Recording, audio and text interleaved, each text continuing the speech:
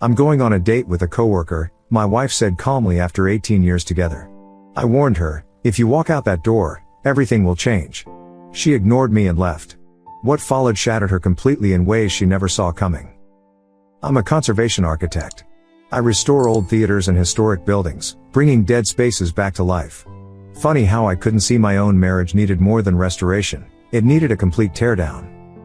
My name's Franklin. Been married to Fanny for 18 years. 2 kids, our son just turned 15, daughter's 13. We built what looked like a solid life in our mid-sized city. I specialized in municipal landmarks and historic theaters. She curated contemporary exhibitions at the City Museum. Different worlds, but they worked together. Or I thought they did. The night everything changed started like any other Thursday. I was reviewing blueprints for the Paramount Theater restoration, a 1920s venue I'd been fighting to save for 2 years. Kids were upstairs doing homework. Fanny was in the kitchen, making herself tea. I'm going on a date with a coworker, she said. The words hit the air like she just mentioned picking up milk. No build-up. No warning. Just 5 words that detonated 18 years.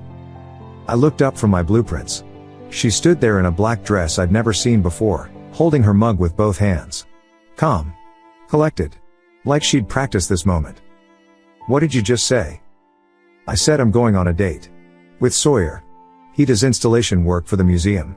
Freelance scenographer. She took a sip of tea. I wanted to be honest with you. Honest.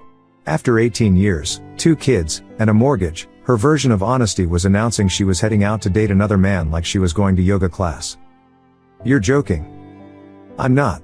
She set down her mug. I've been unhappy, Franklin. We both know this hasn't been working. We both know? When did we discuss this? When did we try counseling? When did you mention being unhappy before putting on a dress to meet another man? I don't need your permission. The casualness of it. The absolute dismissal of everything we'd built. Our son was upstairs studying for his chemistry test. Our daughter was probably on FaceTime with her friends. And their mother was standing in our kitchen, announcing the end of our family like she was reading a grocery list. I stood up slowly. Fanny, if you walk out that door, everything will change. Everything. Think about what you're doing. She smiled. Not cruel, not sad. Just dismissive. Like I was a docent at her museum explaining something she already knew. I already have. She picked up her purse, designer, one I'd bought her for Christmas, and walked past me. Her heels clicked on our hardwood floors, the ones we'd chosen together when we bought this place 10 years ago. The front door opened, closed. Her car started in the driveway. She was gone. I stood there for maybe 30 seconds, listening to the house. The dishwasher humming. My son's music from upstairs. The suburban symphony of a Thursday night, playing on while my marriage flatlined in the kitchen. Then I moved. Not in anger. Not in panic. I moved with the same precision I use when I survey a building that's about to collapse. Document everything. Secure the structure. Protect what can be saved. First, I grabbed my laptop and logged into our shared accounts. Banking, credit cards, phone records. Started screenshots, creating folders. The printer hummed to life as I ran transaction histories for the last 6 months. Her phone was still synced to our shared cloud. I could see her location, already at a restaurant downtown. Benedetto's. We went there for our anniversary 2 years ago. I pulled up her museum email. She'd been sloppy, keeping it logged in on our shared desktop. Her official correspondence, nothing unusual. But there was a drafts folder with over 40 unsent messages. All addressed to no one. All dated over the last 4 months. My hands were steady as I opened the first one. Today was hard. Franklin doesn't see me anymore. He sees the wife, the mother, the museum curator. But not me. Sawyer asked about the new installation plans and actually listened to my ideas. Really listened. It's been so long since someone looked at me like I matter. The draft was from 4 months ago. 4 months of her writing these diary entries in her email drafts, thinking she was clever, thinking I'd never look. I opened another from 6 weeks ago. The lawyers say I should establish residence first. Open my own accounts. Document my contributions to household expenses. Sawyer thinks I should just leave, but I need to be smart about this. The kids deserve stability. I deserve freedom. Lawyers. Plural. Another from 3 weeks ago. The lawyers say I should establish residence first. Open my own accounts. Document my contributions to household expenses. Sawyer thinks I should just leave, but I need to be smart about this. The kids deserve stability. I deserve freedom. Lawyers. Plural. Another from 3 weeks ago. Found a perfect apartment near Riverside. 2 bedrooms, the kids could stay on weekends. Sawyer loves the light in the living room. We could host his artist friends there. Finally have the life I want, not the life I settled for. Our daughter came downstairs. Dad, where's Mom? She had to go to a work thing, I said, minimizing the screen. You finish your algebra? Yeah. Can you check problem 12? I helped her with her homework, my phone recording every email draft as I scrolled through them behind her textbook. 18 years of marriage, and I was helping our daughter solve for X while documenting her mother's exit strategy. Dad, you okay? You seem weird. Just thinking about the Paramount project. Complex structural issues. She hugged me goodnight. Went back upstairs. I returned to the drafts. The most recent one was from yesterday. Tomorrow I tell him. Sawyer made reservations at Benedetto's to celebrate after. By this weekend, I'll be free. The museum gala is next month, I can finally bring who I want, not who I'm obligated to bring. Franklin will be fine. He has his buildings and his blueprints. He probably won't even notice I'm really gone until the divorce papers arrive. Won't even notice. I pulled up our credit card statements. There they were, charges I'd overlooked. Lunches that ran too long. Museum vendor meetings at hotels. A charge at a lingerie store from last month I'd assumed was for my birthday. My birthday had passed without any lingerie appearance. Her car was still at Benedetto's according to her phone location. I had time. I opened our home security app, downloaded the last 6 months of footage. Started burning everything to external drives. Opened new bank accounts in my name only. Called my brother, an attorney specializing in family law. Franklin? It's 10:30, what's wrong? I need you to recommend the best divorce attorney in the state. Not you. Someone with no connection to our family. What happened? Fanny's on a date right now. With a coworker. She announced it and left. I'm looking at 4 months of email drafts planning her exit. She's already seen lawyers. Silence. Then, document everything. Touch nothing in anger. Protect the kids' assets first. I'll text you 3 names. Call them tonight, leave messages. First one to call back gets retained. Franklin, I'm sorry. Don't be. I'm handling it. I hung up and kept working. Downloaded every financial record. Every email. Every text. Set up cloud backups of everything. Changed passwords on my personal accounts. Documented the location of every asset. Our son came downstairs. Dad, Mom's not answering her phone. I needed to ask about the permission slip for tomorrow. I'll handle it. What's it for? Field trip to the science center. I signed it. He lingered. 15 years old, not stupid. Everything okay? Everything's fine. Get some sleep. He went upstairs. I continued my archaeological dig through the death of my marriage. At 11:47 p.m., her car started moving. Not toward home. Toward an address I didn't recognize. I looked it up. An apartment complex near Riverside. The same one from her draft. I sat in my kitchen, surrounded by printed emails, bank statements, and legal notes. The house felt different already. Like when you notice a crack in a foundation, once you see it, you can't unsee it. The whole structure looks fragile. My phone buzzed. A text from Fanny, staying at a friend's tonight. We'll talk tomorrow. I didn't respond. Instead, I opened her draft folder again. Scrolled to the very first entry, from 4 months ago. But there was something older beneath it. A draft from 3 years ago. How had I missed it earlier? I clicked it open. The first time was a mistake. Convention in Austin. Too much wine. He meant nothing. Franklin can never know. I'll be better. I'll be the wife he deserves. The mother my children need. I'll delete this tomorrow. She never deleted it. Austin. 3 years ago. The museum convention she'd attended while I stayed home with the kids who had the flu. She'd come back talking about new exhibition techniques, energized about her work. I'd been happy for her. I kept scrolling. There were more drafts from that period. Details about her first affair. Someone named. No. I couldn't process that yet. But one thing was clear, tonight wasn't her first betrayal. It was just the first one she'd announced. My hand stayed steady as I read through 3-year-old secrets. The Austin affair. Some conference speaker named Dimitri. 5 days of sneaking around while I managed 2 sick kids and sent her supportive texts about her presentation, but I couldn't get lost in old betrayals. I had current ones to map. I closed the laptop and made a decision. If she'd been planning this for months, I had catching up to do. Sleep could wait. The kids were safe upstairs. I had work to do. First, I needed real evidence. Not just emails and feelings. I pulled up our bank statements again, this time going back 6 months with forensic attention. Every transaction got scrutinized. There it was. A new account opened 3 months ago at a different bank.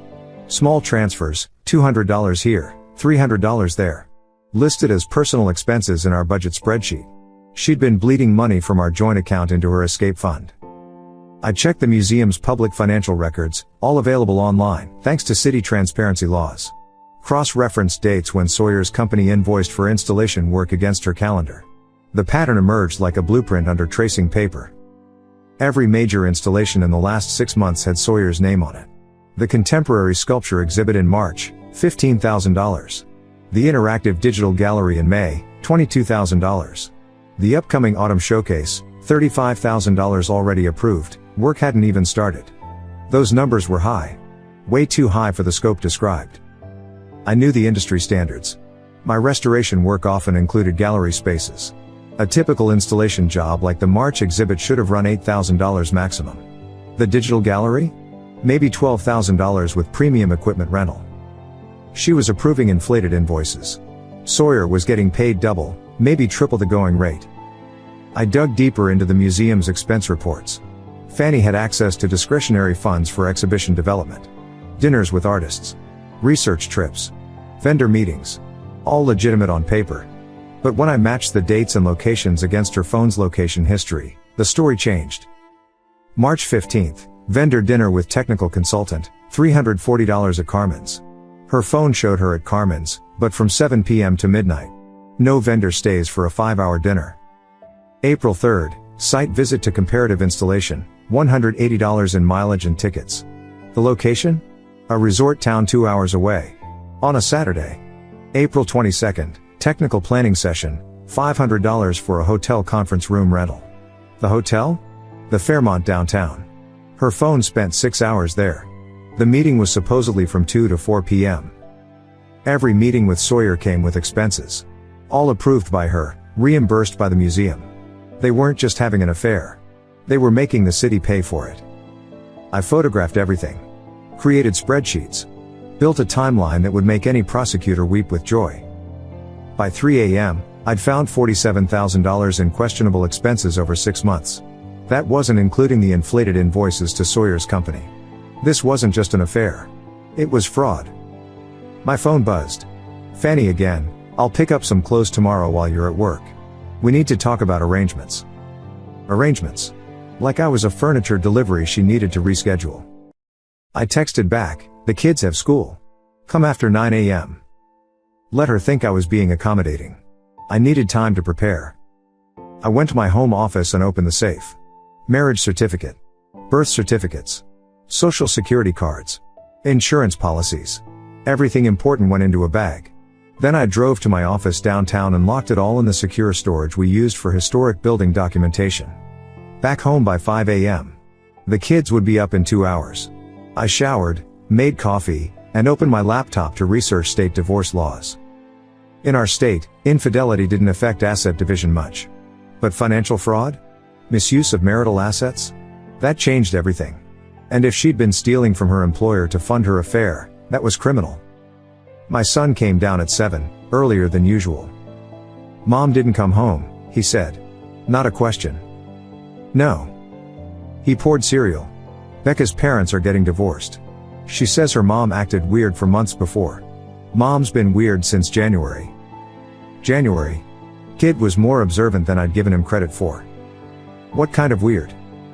New clothes. Always on her phone. Stopped asking about my games. Stopped caring about Molly's dance recitals. Molly, our daughter. And she's been mean to you. Mean? Like nothing you do is right. You brought her flowers last month and she rolled her eyes. Said they were the wrong color. I remembered those flowers. Yellow roses, because she'd said she loved them on our third date. Apparently, preferences had changed. I'm sorry you noticed that. Are you getting divorced? No point in lying. Probably. He nodded. Kept eating cereal. Can we stay here? I don't want to change schools. You're staying here. My daughter came down, already dressed for school. Where's mom? Work emergency, my son said before I could answer. They exchanged a look. Kids know. They always know. I drove them to school, came back to an empty house, and continued my investigation. Her laptop was still in the bedroom. Password protected, but she'd used the same one for years, our anniversary date. Ironic. Her browser history told more stories. Apartment listings, all viewed in incognito mode, but she'd forgotten to clear the cache. Searches for divorce attorney consultation free. How to separate assets before divorce. Museum jobs Phoenix. Phoenix? I checked Sawyer's social media through a dummy account. His Instagram showed excited about new opportunities in the desert from 2 weeks ago. LinkedIn showed he'd been networking with installation companies in Arizona. They weren't just leaving me. They were leaving the state. I called my brother. Find anything else? She's been defrauding the museum. Approving inflated invoices for her boyfriend's company. Using expense accounts to fund their affair. And they're planning to move to Phoenix. Jesus. When? I pulled up her calendar, synced across our devices. Next month had a note, strategic planning retreat, Phoenix. But the museum's website showed no such event. Within the month. Maybe sooner if tonight pushed their timeline. You need an attorney today. Not tomorrow. Today. The doorbell rang. She's here. I'll call you back. But when I opened the door, it wasn't Fanny. It was Sawyer. 6 foot something of artistic pretension in distressed jeans and a vintage band t-shirt. Carefully messy hair. The kind of guy who thought a leather bracelet was a personality. We need to talk, he said. No, we don't. Look, Franklin, man to man. You're not a man. You're a parasite who's been stealing from the city while sleeping with my wife. That's fraud and embezzlement. So unless you want this conversation to happen with prosecutors, get off my property. His face went white. You don't know what you're talking about. March sculpture installation, billed at 15 grand for 8 grand worth of work. May digital gallery, 22,000 for a 12,000 job. Should I continue? I have spreadsheets. He stepped back. Fanny said you were. What? Oblivious? Focused on my work? Too boring to notice? Try architect who understands invoicing and has friends on the museum board. That last part was a bluff, but he didn't know that. She approved everything. All legitimate expenses. Sure. Tell that to the ethics committee. Or the IRS when they wonder about your unreported income. You did report all that extra income, right? He actually stumbled backing up. This has nothing to do with money. We're in love. Love. Right. That's why you're moving to Phoenix together next month. Because of love. Not because you've stolen enough to start fresh somewhere else. His mouth opened. Closed. How did you? Go. Tell Fanny her boyfriend stopped by. Tell her I know about Phoenix. Tell her I know about all of it. He practically ran to his car, a Tesla, naturally. Probably bought with his inflated invoices. I went back inside and called the attorney my brother had recommended. Got an appointment for 2 p.m. Then I called my assistant and told her to clear my schedule for the week. Family emergency, I said. Anything I can help with? Actually, yes. Pull any documentation we have on industry standard installation costs for gallery and museum work. Last 5 years. And get me contact information for the city's ethics hotline. Franklin, what's going on? Due diligence. Send it to my personal email. I hung up and went back to Fanny's laptop. If they were planning to leave next month, there had to be more concrete evidence. Job applications. Real estate contacts. Moving companies. Found it in her downloads folder. A PDF from 2 days ago. Southwest Airlines. 2 tickets to Phoenix. One way. Dated for next month, October 15th. But that wasn't what made my blood run cold. The passenger names weren't Fanny and Sawyer. They were Fanny and Molly. Our daughter. A second PDF showed another booking. Same flight. Fanny and our son. She wasn't planning to leave and work out custody later. She was planning to take our kids to Phoenix without telling me.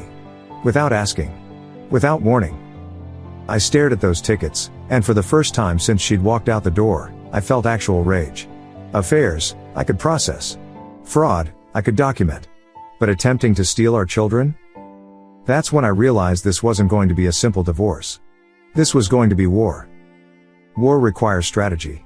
I had 2 hours before my attorney appointment and a clear objective: protect my children and dismantle her plan piece by piece. First, I called the kids' schools from my cell phone, keeping my voice steady and professional. "This is Franklin Morrison. I need to update our emergency contact information and travel restrictions for my children immediately. The secretary at my son's high school knew me from years of PTA meetings." "Of course, Mr. Morrison. What changes do you need?" "Remove Fanny Morrison from pickup authorization temporarily. Add my brother, Stephen Morrison. And I need a formal note in their files: no out-of-state travel without written consent from both parents, notarized." "Is everything all right?" "Family situation. I'll bring legal documentation within the week." I made the same call to my daughter's middle school. Then I logged into the parent portals and changed all the password recovery emails to my personal account. Next, the finances. I couldn't drain joint accounts, that would look vindictive in court. But I could protect assets. I drove to our bank. The manager, Gloria, had handled our mortgage refinance 2 years ago. "Franklin. How's the Paramount restoration going?" "Coming along. Gloria, I need to make some account adjustments. Legal protections for the kids' college funds." Her smile faded slightly. "What kind of protections?" "I need to move their 529 plans into an irrevocable education trust. Both kids as beneficiaries. Neither parent can access without dual signatures and court approval." She understood immediately. "I'll need both account holders too. Check the signature cards. I'm the sole custodian on the education accounts. I'd set them up that way when Fanny had shown zero interest in college planning years ago." "Let me pull those up." She typed. "You're correct. We can process this today. The trust documents will take about an hour to prepare." While she worked, I called our credit card companies. Couldn't cancel joint cards yet, but I could lower limits. "I'd like to reduce our credit limit from $30,000 to $5,000 for fraud protection," I told each one. "And please send all transaction alerts to my phone number only." By the time Gloria finished the trust paperwork, I'd effectively put a tourniquet on our financial bleeding. The kids' college money, nearly $200,000, was now untouchable. My phone buzzed. "Fanny, where are you?" "I'm at the house." I ignored it. The attorney's office was downtown, walking distance from the museum. Perfect for my next move. Margaret Cook, no relation to my brother's friend who'd recommended her, looked like she ate opposing counsel for breakfast. Silver hair, sharp suit, eyes that missed nothing. "Your brother filled me in on the basics," she said. "Tell me everything." I laid out the evidence. The affair. The fraud. The Phoenix plan. The plane tickets with the kids' names. She took notes without expression until I showed her the airline reservations. "She bought tickets to take your minor children out of state without your knowledge or consent?" "One-way tickets." "That's attempted parental kidnapping. We file today. Emergency custody order, financial freeze, and mandatory surrender of passports." "She doesn't know I know about Phoenix." "Good. Let's keep it that way until the papers are served. Now, about this fraud." I showed her the expense reports, the inflated invoices, the timeline. "This is criminal. You have an obligation to report it. I want to handle the custody issue first." "We do both simultaneously. I'll file the emergency motions within 2 hours. The financial fraud gives us leverage. No judge will grant custody to a parent facing embezzlement charges." "Where are the children now?" "School." "Pick them up yourself today. Every day until we have a custody order. Document everything. Install security cameras if you haven't already. Change the locks immediately." "That's legal?" "It's your residence. She left voluntarily. You're securing your home. I'll have my process server ready by 5 p.m. Where will she be?" "I don't know. She's not staying at the house." "Find out. We need to serve her today." I left her office with a battle plan and a retainer agreement that would drain half my personal savings. Worth every penny. The museum was 6 blocks away. I'd helped restore their original 1920s facade 5 years ago. Still had friends in facilities management. But I wasn't going to facilities. I was going straight to the top. Leon Rodriguez, Director of Cultural Affairs, was in his office. We'd met at city planning meetings, shared coffee while discussing historic preservation. He thought I was there about the Paramount. Franklin, how's my favorite theater coming along? Leon, I'm not here about the Paramount. I'm here about Fanny. His face shifted. Is she all right? She's been approving fraudulent invoices and embezzling museum funds through expense account abuse. The silence stretched for 10 seconds. Then, you better have proof. I handed him a bound packet. 40 pages of documentation. Invoices, expenses, comparisons to market rates, timeline analysis. Page 12 shows the pattern. Every Sawyer Henley invoice is inflated by 40 to 60% above market rate. Page 23 documents expense reimbursements for supposed vendor meetings that were personal dinners. Page 35 shows hotel conference room rentals that correspond to 6-hour gaps in her location data. He flipped through, his face darkening with each page. How long? 6 months minimum.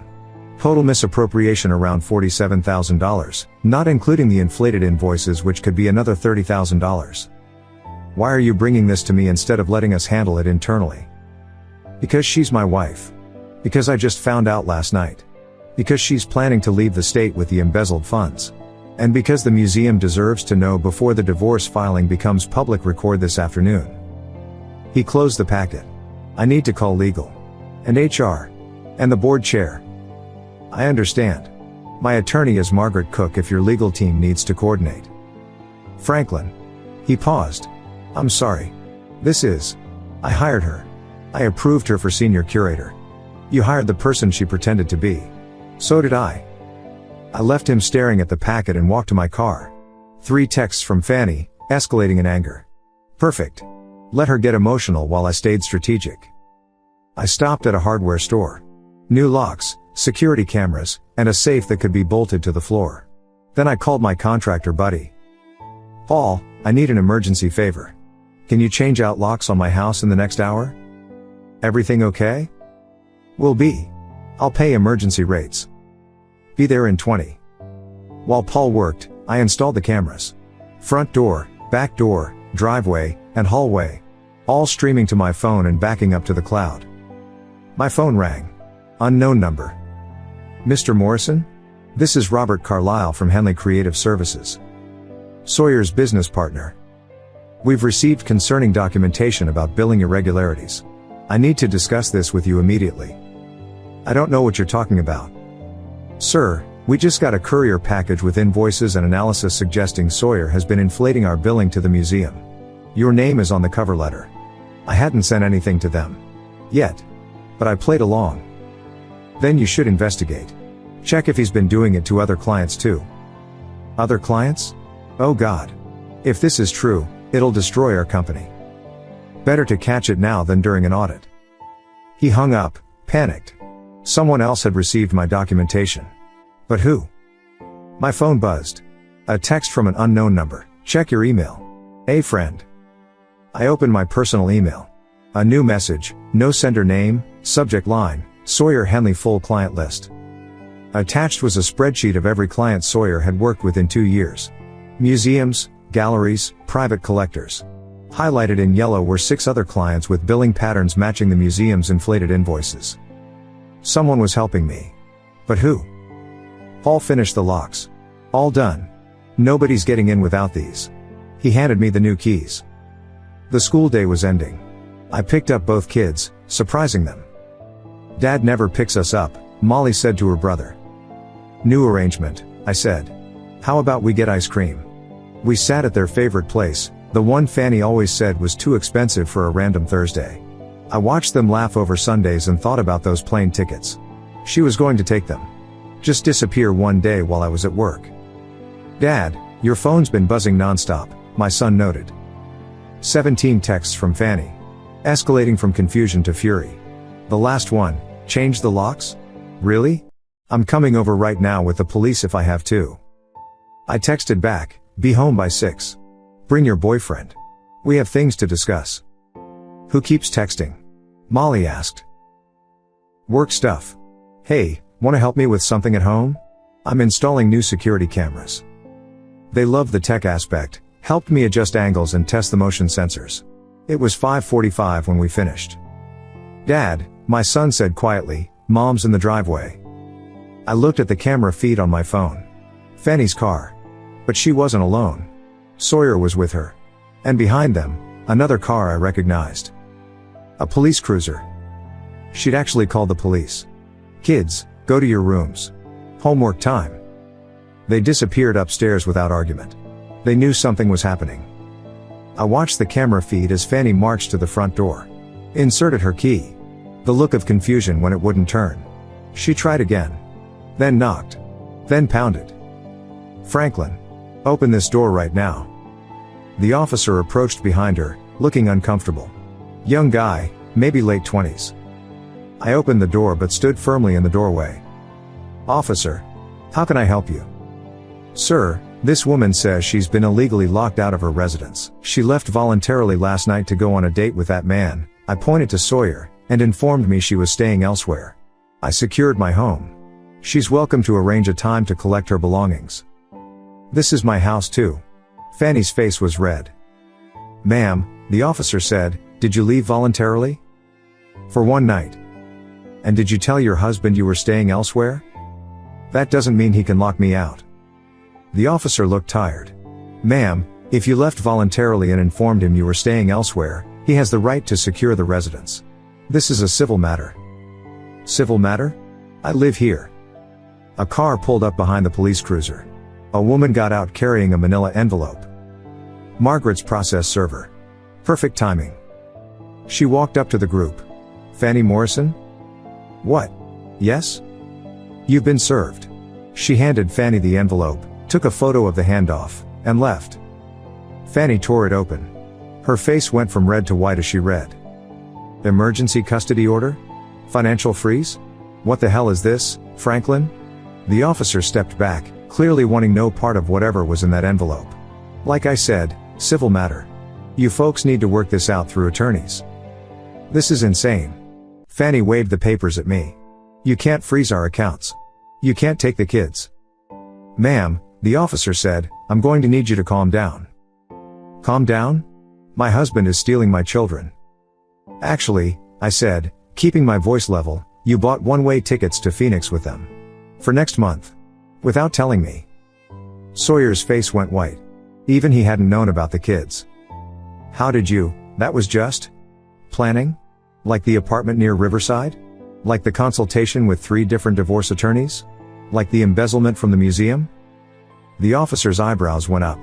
Sir, if you're alleging criminal activity, already reported to the proper authorities. The museum's director of cultural affairs has the documentation. As does my attorney. Fanny turned to Sawyer. You said he wouldn't find out until we were gone. And there it was. Admission in front of a police officer. Ma'am, sir, the officer addressed Sawyer, I think you both need to leave now. Work this out through legal channels. I want my clothes, Fanny demanded. My jewelry.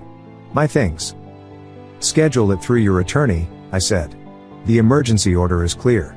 No removal of assets from the marital home until the court hearing. When is the hearing? Monday. 9 a.m. Family court. Your attorney can get the details from mine. She stood there shaking. Not from sadness. From rage at losing control. You be word. You complete be word. I gave you 18 years. No, you took 18 years. While planning your exit and stealing money to fund it. The officer moved between us. That's enough. Ma'am, you need to leave. Now. Sawyer pulled at her arm. Come on, Fanny. We'll handle this. We? You don't even have a real job. You're a freelance nothing living off inflated invoices. So she knew. She knew exactly what they'd been doing. They left, Fanny screaming at Sawyer in the car. The officer gave me a long look. You recording all this? He nodded at the security camera. Every second. Smart man. Good luck. After he left, I went inside and hugged my kids, who were definitely not doing homework but sitting at the top of the stairs. Mom's really mad, Molly said in a small voice. Yeah, she is. Are we getting divorced? My son asked. Yes. Because of that guy with her? That's part of it. They came downstairs and we sat in the living room. The same room where Fanny and I had opened Christmas presents 3 months ago. Where we'd hosted dinner parties. Where we'd planned our life. Listen, I said. Adult relationships are complicated. Your mom made some choices that mean we can't be married anymore. But that's between us. She's still your mom. She was going to take us to Phoenix, my son said. It wasn't a question. How did you know that? She kept asking weird questions about how we'd feel about moving. About starting fresh somewhere new. Said Phoenix had great schools. When? Last few weeks. We both told her we didn't want to move. My daughter nodded. She got mad when I said I wouldn't leave my dance team. They knew. Kids always know more than we think. My phone rang. Leon Rodriguez. Franklin, I need you to know what's happening. We've placed Fanny on administrative leave pending investigation. We've also terminated our contract with Henley Creative Services. Our legal team wants to meet with your attorney tomorrow. Understood. There's more. We audited the last 2 years. This goes deeper than 6 months. We're looking at potential criminal charges. 2 years. The affair in Austin was 3 years ago. She'd been stealing for 2. I'll have my attorney coordinate with yours, Franklin. I'm sorry. The board is discussing pressing charges. This is beyond internal discipline. After I hung up, I ordered pizza, the kids' favorite, and we watched a movie. Normal Thursday night, except their mother was imploding across town and their lives were about to change forever. My phone lit up with messages. Not from Fanny. From her friends. Her sister. Her colleagues. Is it true? What did you do? Fanny says you locked her out? This is cruel, Franklin. I didn't respond to any of them. Let them get her version first. The truth would come out in court. At 10, after the kids were in bed, I sat in my office reviewing everything. The security footage of her meltdown. The documentation. The emails. A notification popped up, someone was accessing our joint account online. I watched in real time as Fanny tried to transfer money. Denied. Tried to pay her credit card. Denied. Tried to access the kids' college funds. Account not found, because it no longer existed in a form she could touch. My phone rang. Unknown number. Mr. Morrison? This is Harold Cook from the FBI's White Collar Crime Division. FBI? We received a referral from the City Museum regarding potential wire fraud and embezzlement. I understand you have documentation? Yes. My attorney has everything. We'll need to interview you. Can you come to our field office tomorrow afternoon? The FBI is involved? When federal grants are potentially misused, yes. The museum receives federal funding. If any of that money was diverted, it's our jurisdiction. Federal. This was now federal. I'll be there. I hung up and sat in the dark. I'd wanted to protect my kids and divorce my cheating wife. Now she was facing potential federal charges. Another call. This time, a number I recognized. Robert Carlyle, Sawyer's business partner. Franklin, I'm sorry to call so late. We've been going through our books. Sawyer's been inflating invoices to 6 other clients. We're looking at $200,000 in fraudulent billing over 2 years. You need to report it. We already have. We also dissolved the partnership. He's done. His reputation, his business, everything. The arts community is small. Word's already spreading. I didn't send you that documentation today. No, someone else did. Someone who wanted us to find this. Any idea who? None. But I was starting to suspect. Someone had been helping me all day. Someone with access to Sawyer's client list. Someone who knew about the fraud before I did. After Carlyle hung up, I checked my email. Another anonymous message. Check her cloud storage. Password is probably your anniversary date backwards. I tried it. It worked. Her cloud was a goldmine. Not just personal files but work documents she shouldn't have had at home. Confidential donor lists. Internal budget documents. And a folder labeled Phoenix Plans. Inside, job applications to 3 Phoenix museums, all listing Sawyer as a reference. Apartment applications with both their names. School enrollment forms for the kids with forged signature lines for me. She'd been practicing my signature. And an email draft to her parents, dated tomorrow, Mom and Dad, by the time you read this, the kids and I will be starting our new life in Phoenix. Franklin became abusive and controlling. I had no choice but to leave secretly for our safety. Please wire $10,000 to this account to help us get established. We'll call when we're settled. Love, Fanny. She was going to accuse me of abuse. Take the kids. Take money from her parents. Disappear. I screenshotted everything, forwarded it to my attorney, and added it to my growing evidence file. My phone buzzed. A text from Fanny's mother. Franklin, what's going on? Fanny's calling us hysterical, saying she needs money for an attorney. She says you've stolen everything and won't let her see the children. I texted back, please don't send her money yet. Can we talk tomorrow? There's more to this story. She says you've been abusive. That she's scared. I have security footage from tonight showing otherwise. And documentation of her plans to take the kids to Phoenix without my knowledge. Plus evidence of embezzlement from her employer. Please, just wait until we can talk. No response for 5 minutes.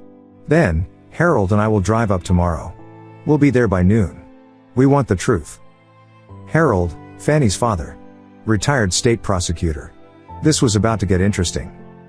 Another text, this time from Fanny, my parents are coming tomorrow. You better let me in the house. I didn't respond. Then another, Sawyer left me. You destroyed everything. Are you happy? Still didn't respond. A third, the museum fired me. Fired. 15 years of my life gone. So it was official. Leon had moved fast. A fourth, I know you're reading these. You're probably enjoying this. Watching me lose everything. A fifth, the FBI? Really? You called the FBI on me? I hadn't, but I didn't correct her. Finally, at midnight, I still have cards you don't know about. Accounts you never found. You think you've won but you have no idea what I'm capable of. See you in court. I sat back and considered her threat. Cards I didn't know about. Accounts I hadn't found. Then my phone rang. Another unknown number. Don't answer any calls from emergency services tonight, a woman's voice said. She's going to call in a welfare check, claim you're threatening self-harm with the kids in the house. It's a common tactic to get you removed from the home. Who is this? Someone who's been where you are. Check your front door camera in about 10 minutes. The line went dead. I waited, watching the camera feed. Sure enough, 9 minutes later, 2 police cars pulled up. But instead of coming to the door, they sat there. Then one officer got out and made a phone call. 5 minutes later, they left. My phone rang immediately. The same unknown woman. The officers know your wife is at a hotel downtown. They confirm the kids are safe through school emergency contacts. Welfare check denied. You're welcome. Who are you? Let's just say Sawyer has a pattern. And some of us compare notes. The line went dead again. Sawyer's ex. Or one of them. My anonymous helper. I was about to go to bed when one last text came through. Not from Fanny or her allies or my mysterious helper. From my son, Dad, I know you're awake. Mom just tried to call me 20 times. I didn't answer. Molly's crying though. Can you check on her? I found my daughter curled up in her bed, phone in hand, tears streaming. Mom says you're trying to take us away forever.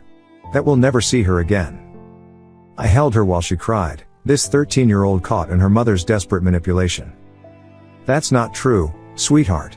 You'll see her. But right now, some adult things need to be sorted out first. Is she really moving to Phoenix? She was planning to. Without asking us? Yes. She pulled back and looked at me. That's kidnapping, isn't it? Even my 13-year-old understood what her mother had planned. I tucked Molly back into bed after she finally stopped crying. Get some sleep. Tomorrow's Friday. One more day of school than the weekend. Is Mom going to be there? At school? No. The court order prevents that until Monday's hearing. She nodded, relieved. I kissed her forehead and went back to my room, but sleep wasn't happening. At 2 a.m., I gave up and went to my office. More emails from the anonymous helper. This time with attachments. Screenshots of conversations between Sawyer and someone named Bethany from 2 years ago. Similar pattern, affair with a married woman, inflated invoices through her company, plans to relocate together. Then court documents. Bethany's divorce filing, citing financial fraud. Criminal charges filed. Sawyer had walked away clean while Bethany lost everything. The pattern was clear. Fanny wasn't his first mark. I forwarded everything to Margaret Cook with a note. Sawyer Henley has done this before. Pattern of behavior. She responded immediately despite the hour. This changes everything. Serial fraud. Call me at 7 a.m. Dawn came without sleep.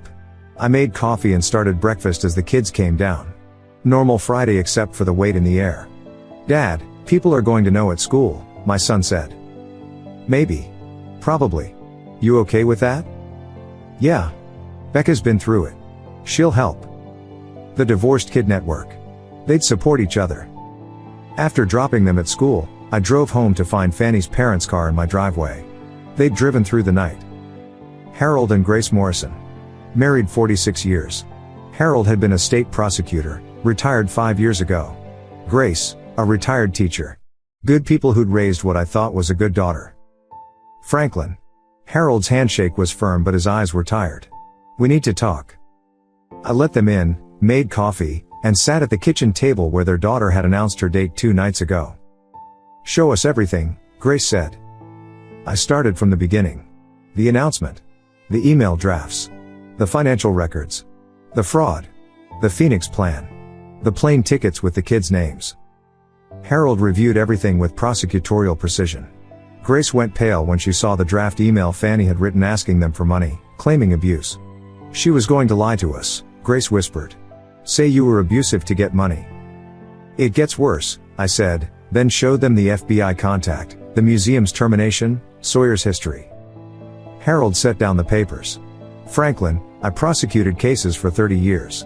This is comprehensive. She's looking at federal charges. I didn't want this. I just wanted to protect the kids. You did. But she committed federal crimes. That's on her, not you. Grace was crying silently. Where did we go wrong? We didn't raise her to be this person. My phone rang. Leon Rodriguez. Franklin, I'm sorry to bother you but we need to know, did Fanny have any museum files at home? Our IT audit shows she downloaded extensive donor information yesterday morning. Yesterday morning. After she'd been served.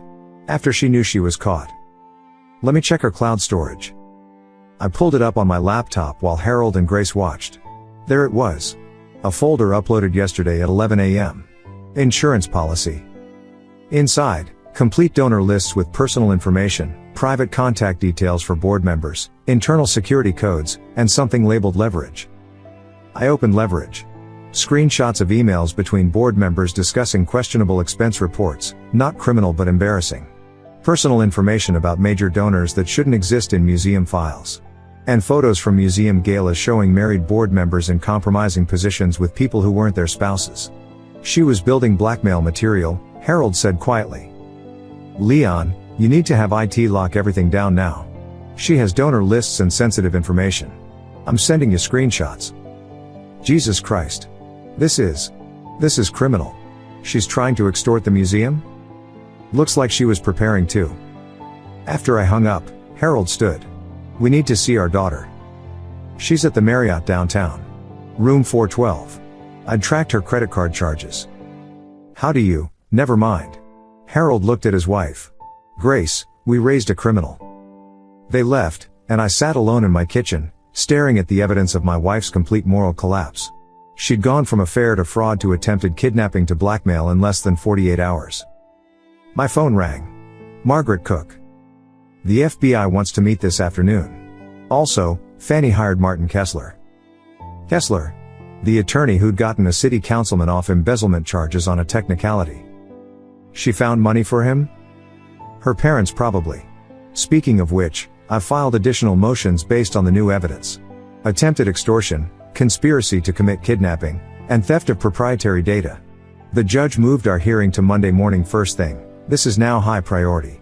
The FBI meeting was surreal. 2 agents in a conference room, recording everything. They showed me transactions I hadn't found, federal grant money diverted to Sawyer's accounts. Wire fraud across state lines. They already had enough to prosecute. Mr. Morrison, we appreciate your cooperation. To be clear, you're not under investigation. Your financial records show no involvement or benefit from the fraud. What happens to her?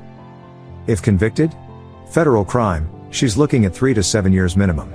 More if the extortion attempt is included. Prison. My children's mother might go to prison. When I got home, my son was on the porch.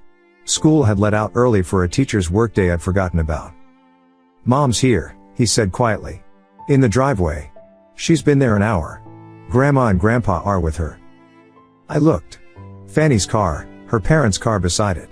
She was in the driver's seat, her parents apparently talking to her through the window. I walked over. Harold saw me first. She wants to talk to you, he said. Alone. The restraining order doesn't prevent communication about the children if both parties agree, Harold, the former prosecutor, said. We'll witness that you're agreeing. I nodded. Her parents walked to their car. I got in Fanny's passenger seat. She looked destroyed. Hair unwashed, makeup smeared, wearing the same clothes from last night. My parents won't pay for Kessler, she said. They saw everything. They think I should plead guilty. You should. I'll lose everything. You already have. She turned to me, and for a second, I saw the woman I'd married. Young, brilliant, passionate about art and life. How did we get here, Franklin? You tell me. When did I become not enough? You were always enough. That was the problem. You were stable and good and boring. God, so boring. Every day the same. Work, home, dinner, bed. I was dying inside. So you had an affair in Austin 3 years ago. Her face went white. How? Your email drafts. You never deleted them. That meant nothing. And then you started stealing 2 years ago. I wasn't, it was just adjusting numbers. And then Sawyer. And planning to take our kids. I was going to tell you. When? After you were in Phoenix? After you'd accused me of abuse to your parents? She started crying. Ugly, genuine sobs. I don't know who I became. I don't recognize myself. Franklin, please. Please. I'm begging you. Don't let them prosecute me.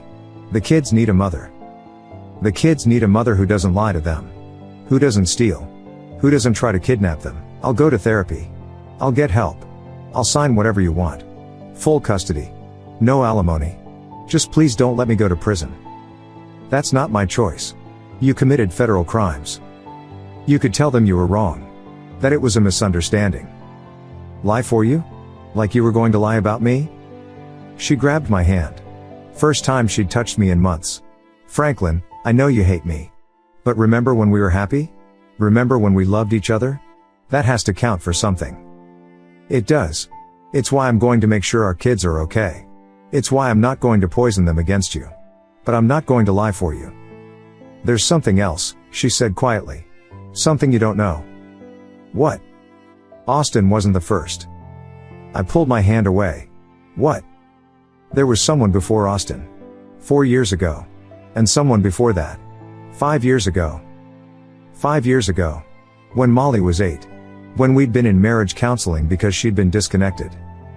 How many? Does it matter? How many, Fanny? 6. Maybe 7. I don't know. They blurred together. 7 affairs in 5 years. I've been living a complete lie. Why stay married? Because you were safe. Because you were the good father, the stable income, the nice house.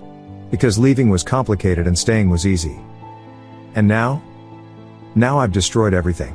Sawyer won't even answer my calls. My job is gone.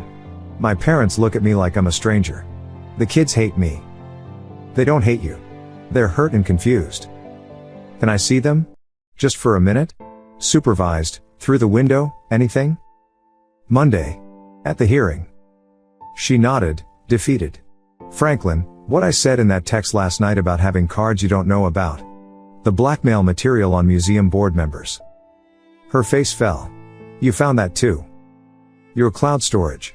And the FBI has it now, so don't even think about using it. I wasn't going to blackmail anyone. I was just desperate. Scared. I thought if I had leverage. You'd what? Force them to drop charges? That's extortion, Fanny. Another federal crime.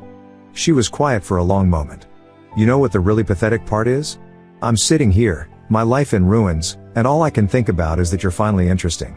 This Franklin, the one who destroyed me so efficiently, where was this passion during our marriage? It was there. You just weren't looking. I got out of the car.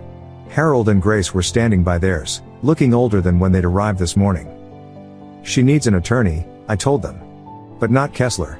Someone who'll encourage her to take a plea deal. The evidence is overwhelming. Harold nodded. We'll handle it. Franklin. We're sorry. We had no idea who she'd become. Neither did I. They drove away with Fanny following. I went inside to find my kids in the living room. Was that Mom?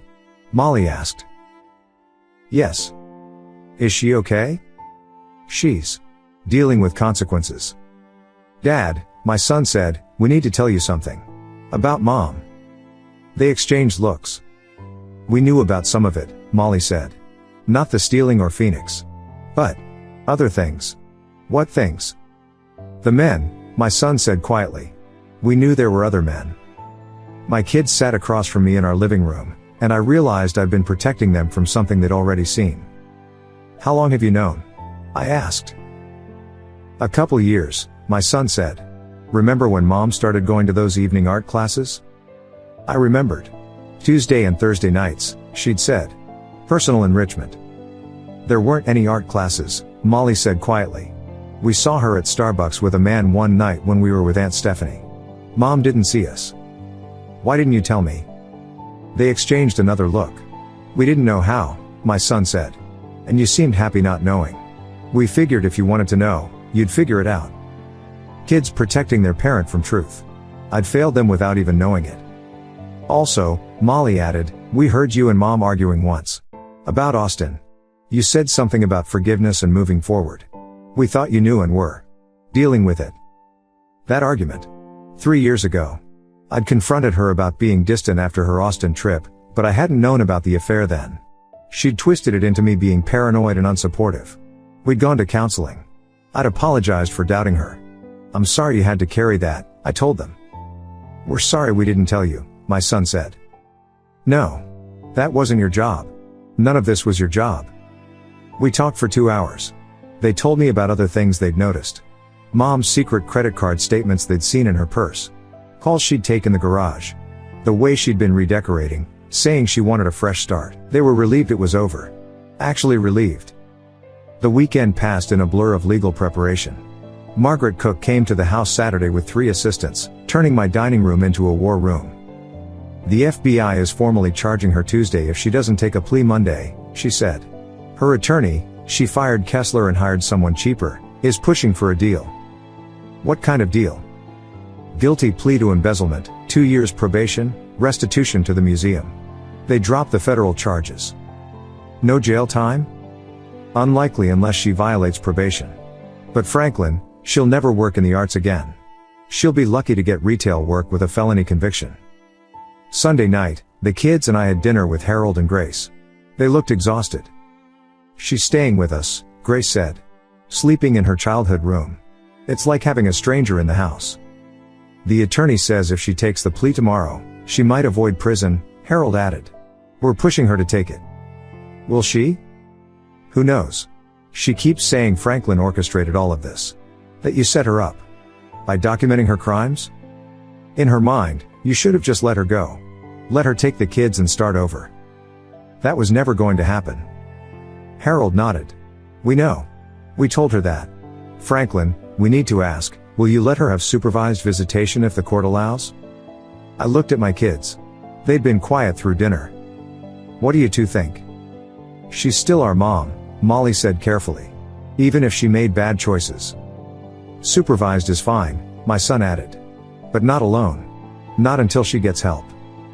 Then that's what we'll ask for, I said. Monday morning. Family court. Fanny looked small in her conservative suit, the one she wore to museum board meetings. Her attorney, a tired-looking man named Carl Brennan, whispered urgently to her. Margaret Cook laid out our case with surgical precision. The affairs, documented. The financial fraud, proven. The attempted parental kidnapping, undeniable. The extortion material, submitted as evidence. When Brennan tried to argue I'd been controlling and abusive, Margaret produced the security footage. Fanny calmly announcing her date. Me asking her to reconsider. Her leaving with a smile. Your Honor, Margaret said, Mr. Morrison's response to his wife's betrayal was to protect his children's assets and document crimes. That's not abuse. That's responsible parenting. The judge, a woman named Pat Keller who looked like she'd seen everything, reviewed the evidence. Mrs. Morrison, do you have anything to say? Fanny stood. Your Honor, I made mistakes. But I'm a good mother. My children need me. Your children need a mother who doesn't commit felonies or attempt to kidnap them across state lines, Judge Keller responded. I'm granting Mr. Morrison's emergency motions in full. Temporary sole custody to Mr. Morrison. Supervised visitation for Mrs. Morrison, pending completion of therapy and compliance with criminal proceedings. All marital assets frozen except for basic living expenses. Your Honor, Brennan started. I'm not finished. Mrs. Morrison, you're ordered to return all museum property and data immediately. Any attempt to use or disseminate confidential information will result in additional charges. Furthermore, you're restricted from leaving the state pending resolution of criminal charges. Fanny collapsed into her chair. The formal divorce proceedings will be expedited given the criminal matters. Mr. Morrison, are you seeking alimony given the disparity that will exist in earning potential? I stood. No, Your Honor. I want a clean break. The house, primary custody, and protection of the children's assets. She can have her personal belongings and her car. Very generous, considering. So ordered. We'll reconvene in 30 days for final disposition. As we left the courtroom, Fanny grabbed my arm. You could have destroyed me completely. Why didn't you? Because you're still their mother. Destroying you completely would hurt them. Franklin. What I said about you being boring. I was wrong. I was just too selfish to see who you really were. Yeah, well. Too late now. Harold and Grace were waiting in the hallway with my kids. Supervised visit, right there in the courthouse hallway. 10 minutes of awkward conversation while a social worker watched. I'm sorry, Fanny told them. I'm going to get help. I'm going to be better. Okay, Mom, my son said, but he didn't hug her. Molly did, briefly. I love you, Mom. I love you too, baby. Both of you. Then it was over. Fanny left with her parents. My kids and I went home. Tuesday, she took the plea deal. Guilty to embezzlement. 2 years probation.